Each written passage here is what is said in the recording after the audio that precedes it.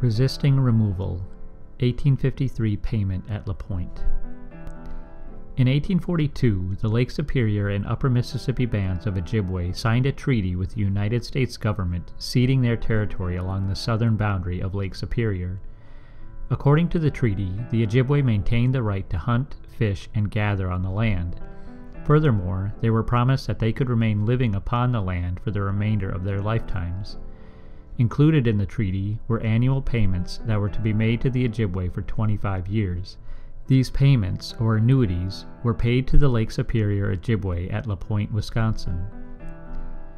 Just 8 years later, the Pointe band of Ojibwe were ordered to remove from their homes and told they could no longer receive their annual payment in the ceded territory. Therefore, in 1850, payment was scheduled at Sandy Lake, Minnesota.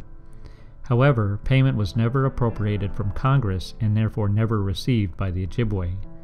Then, in 1851, payment was scheduled at Fond du Lac on the St. Louis River in Minnesota Territory. This time, payment was delayed, causing the Ojibwe to return to their homes without payment. It was then rescheduled at Fond du Lac and made in January 1852. The following year, payment was scheduled at Crow Wing, west of the Mississippi River.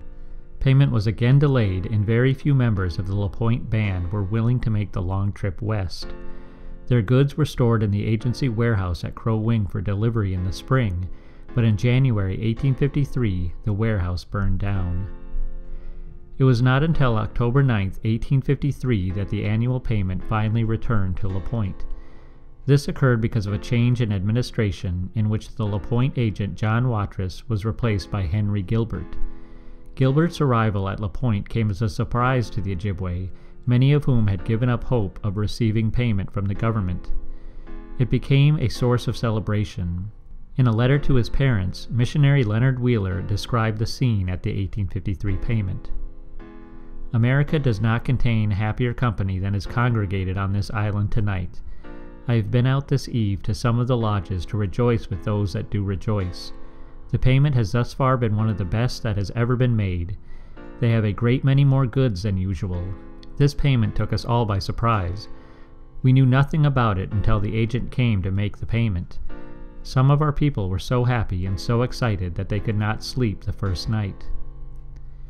In his report of the payment, Gilbert wrote that upon his arrival to Pointe, he found many Ojibwe reduced to the very extreme of want and poverty, and without the aid furnished them, many must have perished during the coming winter from cold and hunger.